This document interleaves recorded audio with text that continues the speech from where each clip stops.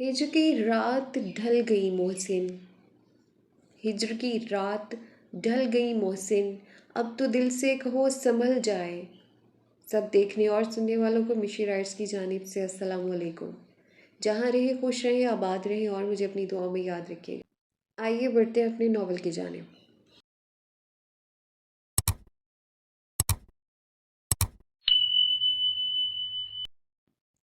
उसकी किफ़ायत का ग्राफ ऊंचा होता जा रहा था और फजूल खर्ची का ना होने के बराबर। सर्दियाँ आ चुकी थीं तो इसने अपने लिए सिर्फ गर्म कोट लिए थे। जो वो पाकिस्तान से लाई थी वो यहाँ बेकार थे। यहाँ की सर्दी इसकी सोच से बढ़कर थी। रात का एक दिन दादाजी का फ़ोन आया। उसे वो काफ़ी परेशान लगे। परेशान ना होना अमरहा, ध्यान से सुनो, तुम्हारे बाबा हस्पताल में है। पूरी आज़म मार्केट में आग लगी थी। बस वाजिद खुद को संभाल न सका। क्या हुआ दादा? वो चिल्ला उठी। वो ठीक है, सीने में दर्द हुआ था उसके। मेरी बात करवाएं? अभी वो होश में नहीं है। तुम दुआ करो। वो कमरे से निकलकर बाहर का दरवाज़ा खोलकर आसमान तले आ गई। उसका दम घुटने लगा, ऐसे जैसे दुनिया की हर चीज़ उसे दबाव से मार डालेगी।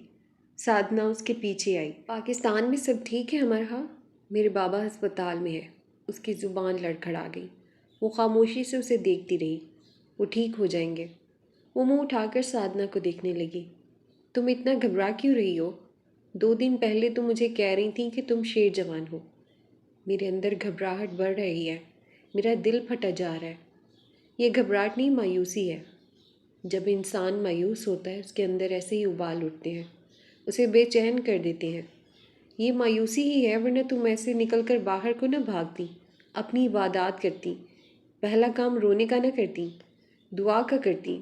खुद को संभालो, अपने घर वालों का हाल अहवाल लो। वो साधना की तरफ दंग से देखती रह गई और अंदर की तरफ लपकी। फ़ोन किया और दादी अम्मा सबको जी जान लगाकर तसल्ली दी। घबराएं नहीं, वो ठीक हो जाएंगे। उसका अंदाज मजबूत था। अगर उन्हें कुछ हो गया तो? अम्मा रोती जाती थी। मेरे पास आपकी मायूसियों के जवाबात नहीं हैं। दादा इसकी मुख्तलिफ डॉक्टर से बात करवाते रहे।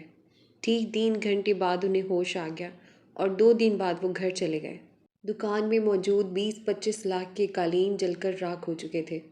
बाबा के सीने में तकलीफ़ क्यों न हो उठती? कारोबार के नाम पे वो कंगाल हो चुके थे। पाकिस्तान में सब बेहद परेशान थे कि अब क्या होगा, और मैनचेस्टर में वो तनदही से इन मामलात का हल निकालने में मसरूफ़ थी। लेकिन हलकान या परेशान नहीं। वाजिद सूद पे कर्जा ले रहा है, दादा ने फ़ोन पे बताया। सूद पर उसे धचका लगा। हाँ, मेरी कोई बात नहीं सुन रहा। बिना सूद के कर्ज कहीं पे नहीं मिल रहा। सूद हराम है दादा, उसे दुख हुआ जानकर। याद है मुझे, और वाजिद को भी याद दिलाया। कहता है सूद नहीं है, बस वो कर्ज पे मुनाफा लेगा। दादा अब दीदा हो गए। या वो घर बेचेगा या कर्ज लेगा, वरना दुकान कैसे चलाएगा? बाबा से कहिएगा कर्ज ना ले, मैं कुछ करती हूँ। तुम क्या करोगी? दादा हैरान हुए। क्यों, बहुत कुछ कर सकती हूँ मैं। जहाँ एक मुश्किल आती है वहाँ दाएं बाएं 100 हल आते हैं। मैं दाएं बाएं ऊपर नीचे देखती हूँ, हल ज़रूर कहीं आसपास ही है। उसने अब तक की अपनी जमा की गई तनख्वाह और डॉक्यूमेंट्री से मिलने वाले पैसे बाबा के अकाउंट में ट्रांसफ़र करवा दिए। वो पाकिस्तानी चंद लाख थे, फ़िलहाल इतने भी काफ़ी थे। फिर काफ़ी सोच विचार के बाद उसने लेडी मेहर के सामने अपना मसला रखा। उन्होंने खामोशी से एक चेक काट दिया। वो हैरान देखती रह गई। उसका ख्याल था लेडी मेहर उसे मशवरा देंगी कि ऐसे कर लो वैसे कर लो, लेकिन उन्होंने मुनासिब रकम का एक चेक उसे लिख दिया। ये कर्ज है, उन्होंने अमरहा को याद दिलाया। जी बिल्कुल, उसने सर हिलाया। तुम्हें मालूम है अमरहा कि मैं तुम्हें और तुम जैसी कई लड़कियों को यहाँ मुफ्त भी रख सकती हूँ, लेकिन मैं ऐसा नहीं करती। अगर ऐसा किया मैंने तो तुम्हें बेकार और नाकारा बना दूंगी। मेरा एक बेटा इसी शहर में रहता है और वो मेरे साथ नहीं रहता। मैंने उसे कोशिश और मुसलसल कोशिश करते रहना सिखाया है। मेरे इस आरामदेह घर के शहाना बिस्तरों पर से नींद नहीं आती। मैंने अपने बच्चों को इस दुनिया के कामयाब तरीन इंसान बनने देखना चाहती हूँ, और ऐसा इंसान बनने के लिए उन्हें एक शहाना नहीं, मेहनत की ज़िंदगी गुजारनी पड़ेगी। उन्हें ज़ीरो होना पड़ेगा ताकि वो ज़ीरो के आगे आदाद लिखकर अपने नंबर बढ़ा सके। मेरे बाबा एक किसान थे स्कॉटलैंड में, उनका अपना फार्म हाउस था। वो कहा करते थे महलों में ज़िंदगी गुजारने वाले बदकिस्मत तरीन लोग हैं क्योंकि वो नकारा हैं। وہ اپنے مٹی سے اٹے ہاتھ اٹھا کر اعلان کرتے، خوش قسمت تو ہم ہیں کیونکہ ہم کارآمد ہیں، زندگی ہم میں سانس لیتی ہے، زندگی ہم میں دھڑکتی ہے۔ میں یہ رقم تمہیں ویسے بھی دے سکتی ہوں، اللہ نے مجھے بہت دیا ہے، لیکن یہ قرض اس لیے تاکہ اسے واپس کرنے کے لیے تم خود کو کارآمد بناؤ، ٹھیک ہے؟ جی ٹھیک ہے۔ اس نے چیک بھی بابا کے اکاؤنٹ میں ٹرانسفر کروا دیا۔ بابا کا فوراً فون آیا، امرہ، اتنے پیسے؟ کہاں سے آئے اتنے پیسے؟ میں نے اپنی لینڈ لیڈی سے بنا سود کے ادھار لیے ہیں اور کچھ میرے اپنے جمع کیے گئے ہیں۔ تم نے کیسے جمع کیے؟ تم نے کیسے جمع کیے؟ دادا کے سوا کسی کو نہیں معلوم تھا کہ وہ وہاں جاب کرتی ہے۔ ایک دو بار دادا نے کہا امرہ کو پیسے بھیجنے چاہیے تاکہ وہ اپنی چھوٹی بڑی ضروریات پوری کر سکے، تو بابا نے چند ہزار پاکستانی دادا کے حوالے کیے، اس کے 3-4 ماہ آرام سے گزر جائیں گے۔ امرہ نے وہ پیسے دادا کے پاس ہی رہنے دیے۔ میں جاب کرتی ہوں بابا۔ جاب؟ تم کام کرتی ہو وہاں؟ تم نے تو کبھی پاکستان میں چھوٹی سی جاب ہی نہیں کی۔ نہیں کی، غلطی کی، اب کر رہی ہوں اور بہت خوش ہوں۔ بابا یہاں سب کرتے ہیں۔ بابا اب دیدہ ہو گئے، زندگی میں پہلی بار اس کے لیے۔ امرہ، تم کب اتنی سمجھدار ہو گئی؟ علی اور حماد کو کھیلنے سے فرصت نہیں ہے، اور تم نے مجھے وہاں سے لاکھوں بھیج دیے۔ میں نے تو تمہیں وہاں جانے کے لیے ایک روپیہ نہیں دیا تھا۔ علی اور حماد کو کھیلنے کودنے سے اس لیے فرصت نہیں بابا کہ آپ نے انہیں کھیل کود میں مصروف رکھا ہے۔ ان پر سختی کریں، اگر وہ پڑھنا نہیں چاہتے تو انہیں کوئی ہنر سکھائیں۔ ہم خود ہی تو اپنے بچوں کو ایسے آرام و آسائش کی زندگی دیتے ہیں، ہم خود ہی تو انہیں نکارہ بنا دیتے ہیں۔ بابا خاموشی سے سنتے رہے۔ تمہارے دادا نے کہا تھا تم وہاں بڑی کلاس میں پڑھ رہی ہو۔ مجھے یقین آ رہا ہے کہ تم واقعی بڑی کلاس میں پڑھ رہی ہو۔ مجھے بتاؤ میں اور کیا کروں؟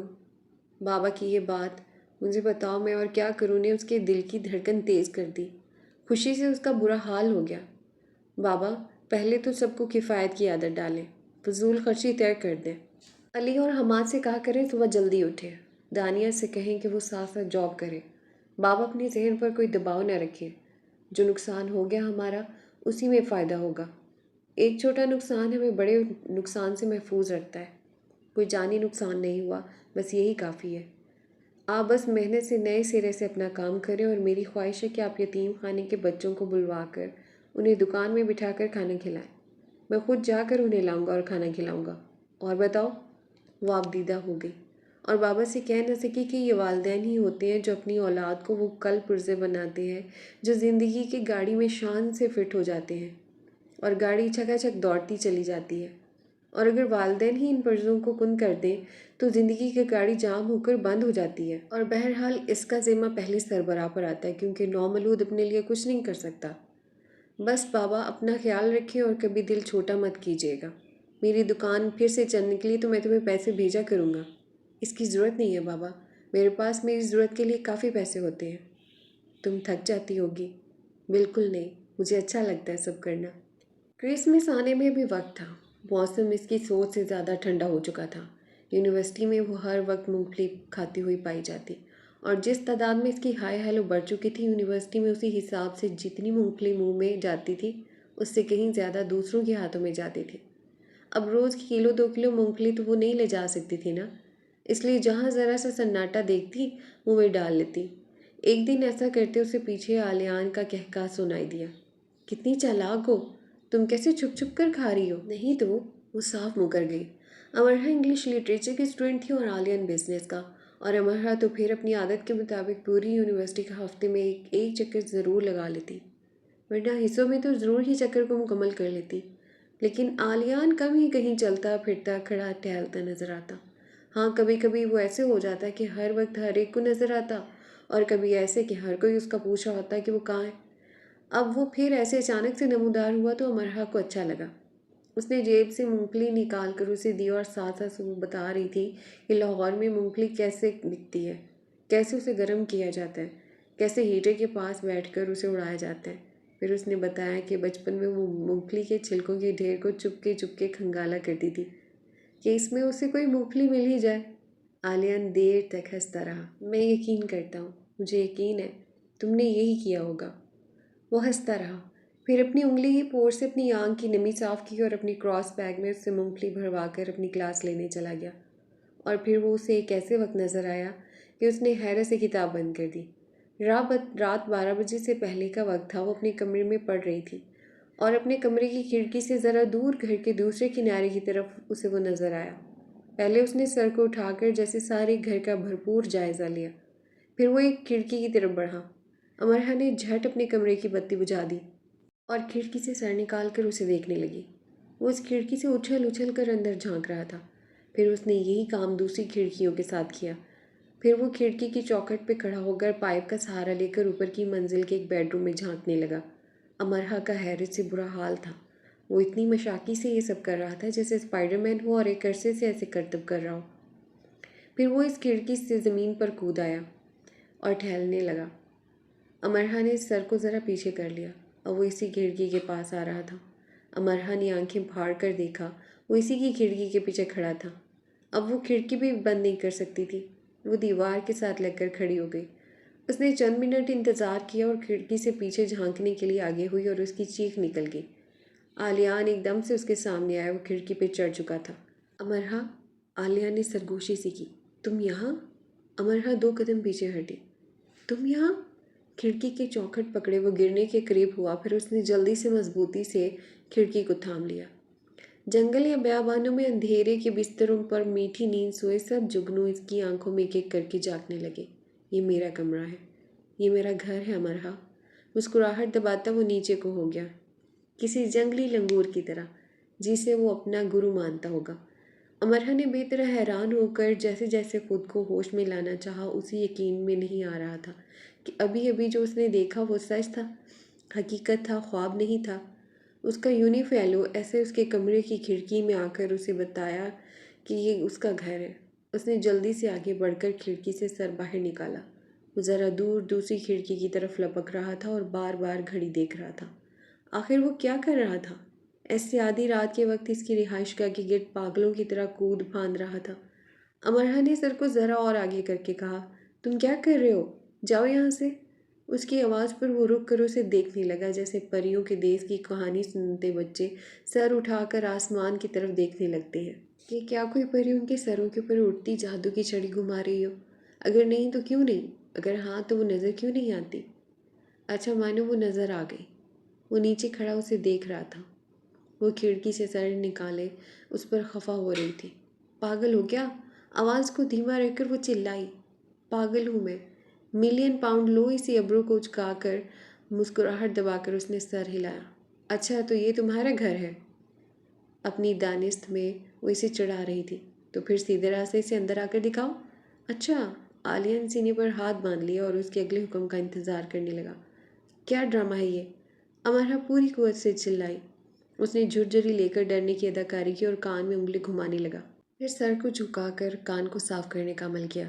امرہ کو کافی برا لگا۔ اس نے اپنی اسٹڈی ٹیبل پر رکھا ایک عدد موٹا میگزین اٹھا لیا اور اسے دے مارنے کے لیے بلند کیا۔ عالیان کو برا لگا۔ وہ سنجیدہ ہو کر اسے دیکھنے لگا۔ کیا وہ کھڑکی میں کھڑی جولیٹ ہے اور کیا وہ نیچے کھڑا رومیو؟ ستاروں بھری رات نے وقت کے کان میں سرگوشی کر کے پوچھا۔ وقت نے کندھے اچکائے اور مسکرا کر کہا، انتظار کرو۔ امرہ میگزین اسے دیم مارتی وہ تیزی سے گھر کی دوسری طرف چلا گیا۔ اس نے تقریباً خود کو آدھا کھڑکی سے باہر نکال کر اسے ڈھونڈنا چاہا لیکن وہ نظر نہیں آیا۔ کچھ ہی دیر میں اسے گھر کے اندر سے شور کی آوازیں آنے لگیں۔ رات کے وقت اس طرح کی آوازوں کا آنا عجیب تھا، خاص کر لیڈی مہر کی آواز کا۔ وہ اپنے کمرے سے باہر آئی تو سادھنا بھی اپنے کمرے سے نکل کر آ چکی تھی۔ کیا ہو رہا ہے؟ دیدی کا بیٹا آیا انہیں سالگرہ وش کرنے۔ کب آیا؟ ابھی۔ آؤ اندر چلے۔ سادھنا نے اس کا ہاتھ پکڑ لیا اور دونوں لیڈی مہر کے کمرے میں چلی گئی، اور لیڈی مہر کے بیڈ پر بیٹھا عالیان انہیں منا سا بیک کیک کھلا رہا تھا۔ کمرے کی کھڑکی کھلی تھی، دونوں ایک دوسرے کے ساتھ ایسے مصروف تھے جیسے دنیا میں اکیلے وہ دو انسان ہی موجود ہوں۔ امرہ دیکھتی رہ گئی۔ میرا بیٹا بھی تمہاری یونیورسٹی میں ہی پڑھتا ہے، لیڈی مہر نے اسے ایک بار بتایا تھا۔ یونیورسٹی کو فخر ہے اس پر، اور مجھے اس پر بزنس کے نئے رجحانات اور تاریکیوں پر اس نے جو اسائنمنٹ لکھی تھی اسی یونیورسٹی نے کتابچے کی صورت میں چھاپ کر لائبریری میں رکھا ہے۔ سادھنا نے آگے بڑھ کر لیڈی مہر کو گلے لگایا اور سالگرہ وش کی۔ امرہ بھی آگے بڑھی۔ عالیہ نے جلدی سے کیک چھپا لیا۔ یہ بچا ہوا کیک میں ساتھ لے جاؤں؟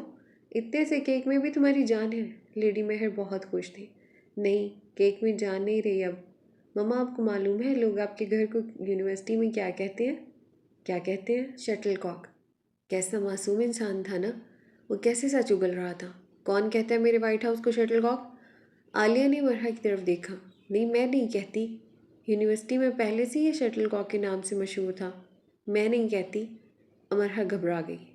یہ دونوں ماں بیٹا کیسے بوکھلا دیتے ہیں؟ عالیان آج رات یہیں رک جاؤ نا۔ وہ اس کے ہاتھ اپنے ہاتھوں میں لے کر بیٹھی تھی۔ عالیان ہنسنے لگا۔ آپ مجھے رہنے کے لیے کہہ رہی ہیں؟ ٹھیک ہے جاؤ پھر۔ وہ اپنا بیگ اٹھا کر کھڑکی کی طرف لپکا۔ امرحا حیرت سے اسے دیکھنے لگی۔ یہ کیا طریقہ ہے آنے اور جانے کا؟ آج میں دروازے کے راستے پر چلا جاتا ہوں۔ عالیان لیڈی مہر سے مل کر کمرے سے باہر آ گیا۔ تمہارا کمرہ کس طرف ہے؟ کیوں؟ مجھے اس کی کھڑکی دیکھنی ہے۔ کیوں؟ اتنے کیوں؟ مجھے دیکھنا ہے کہ اوپر سے نیچے کھڑا میں کیسا لگ رہا تھا۔ جیسے سامنے سے کھڑے لگ رہے ہو۔ کیسا لگ رہا ہوں؟ اف! امرحا کو خاموش ہونا پڑا۔ ادھ کھلے دروازے سے اندر جھانک کر اس نے خود ہی اندازہ کر لیا کہ یہ اس کا کمرہ ہے۔ تم لیڈی مہر کے بیٹے ہو؟ بالکل۔ وہ کھڑکی میں سے سر باہر نکال کر اس طرف دیکھ رہا تھا جہاں کچھ دیر پہلے وہ خود کھڑا تھا۔ لیکن ان کا نام تو مارگریٹ نہیں۔ ایک دم سے عالیان کی مسکراہٹ غائب ہو گئی۔ اس نے جلدی سے اپنی پوچھ سے بیگ اتارا اور جو چنا بنا کیک بچ گیا تھا وہ نکال کر امرحا کے آگے کیا۔ یہ میں نے بیک کیا ہے۔ تم کوک ہو؟ اوکے، میں چلا۔ اس نے ایک دم ایسے ہاتھ چھوڑ دیے جیسے دھیان نہ دینے پر گر گیا ہو۔ امرحا چیخ دباتی کھڑکی کی طرف لپکی۔ نیچے جھانکا۔ پائپ سے جھولتا وہ زمین پر چھلانگ لگا چکا تھا۔ امرحا نے سر کھڑکی سے باہر نکال لیا۔ گڈ بائی کے لیے تھینکس، اب تم سو جاؤ۔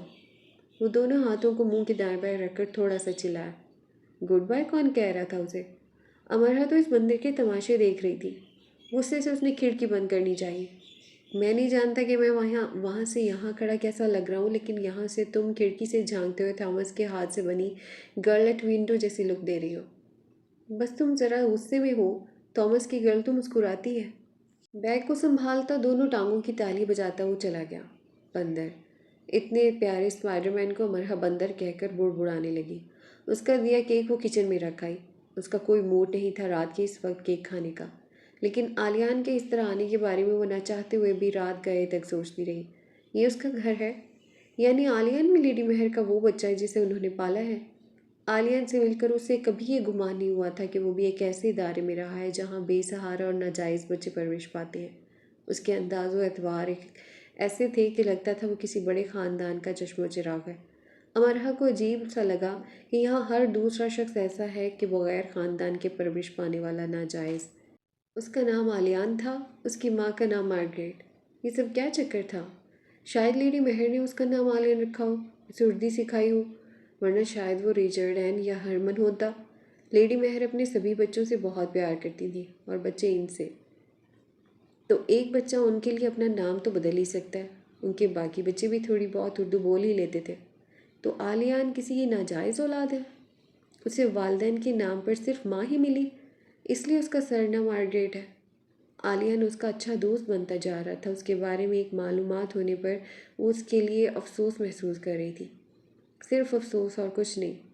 کھلی کھڑکی سے ٹھنڈی ہوا اندر آ رہی تھی۔ امرحا کو اس وائٹ ہاؤس میں رہنا بہت اچھا لگ رہا تھا۔ اس کا کمرہ جو لیڈی مہر نے اسے دیا تھا کافی بڑا تھا۔ کھڑکیاں قدادم تھیں اور کمرے کی سب سے خوبصورت بات یہ تھی کہ کھڑکی کے عین سامنے دیوار پر کسی نو آموز خطاط کے قلم سے سجی کن فایا کن کے ہلکے رنگوں سے بنی پینٹنگ لگی تھی۔ اس کی زندگی میں کئی انوکھے واقعات ہو رہے تھے، اچھے تھے یا برے تھے لیکن اس کے لیے نئے تھے۔ وہ کھڑکی میں آ کے کھڑی ہو گئی اور غیر ارادی طور پر اس طرف دیکھنے لگی جہاں عالیان کھڑا تھا۔ وہ بہت خوبصورت اور زندگی سے بھرپور تھا۔ جس فرینچ انداز سے وہ خفا ہوتا تھا وہ اس کا ٹریڈ مارک تھا۔ فرانسیسیوں کو سیکھنا چاہیے کہ خفا کیسے ہوا جاتا ہے۔ لیکن امرحا یہ نہیں سوچ رہی تھی کہ وہ کتنا خوبصورت اور زندگی سے بھرپور ہے یا یونیورسٹی اس کے لکھے کو کتابی شکل میں لاتی ہے۔ وہ تو اس کے ناجائز ہونے کے بارے میں سوچ رہی تھی، کس قدر کراہت سے۔ اگلا سارا دن ڈور بیل بجتی رہی۔ لیڈی مہر کے ان بچوں کی طرف سے دنیا بھر سے تحائف آتے رہے۔ ان کا وقت فون کال سنتے ہی گزرا۔ اور تو اور سب اپنے اپنے گھر اپنی اپنی جگہ کیک رکھے بیٹھے تھے اور اسکائی پر لائیو لیڈی مہر کو سامنے بٹھائے کیک کاٹ رہے تھے۔ ادھر لیڈی مہر کیک کاٹ رہی تھی۔ ہر ایک گھنٹے بعد کوئی نہ کوئی آن لائن ہو جاتا، کم سے کم 10 کیک کٹے۔ امرحا کے عیش تھے۔ کیک کھا کھا کر وہ تھک چکی تھی۔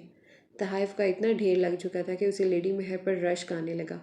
کیسی اولاد ملی تھی انہیں جو ان کی نہیں تھی، اور ان کی اپنی اولاد سے زیادہ ان کی اپنی تھی، جن میں قوم و نسل، مذہب و روایات کا فرق نہیں تھا تو ایک محبت میں نہیں تھا۔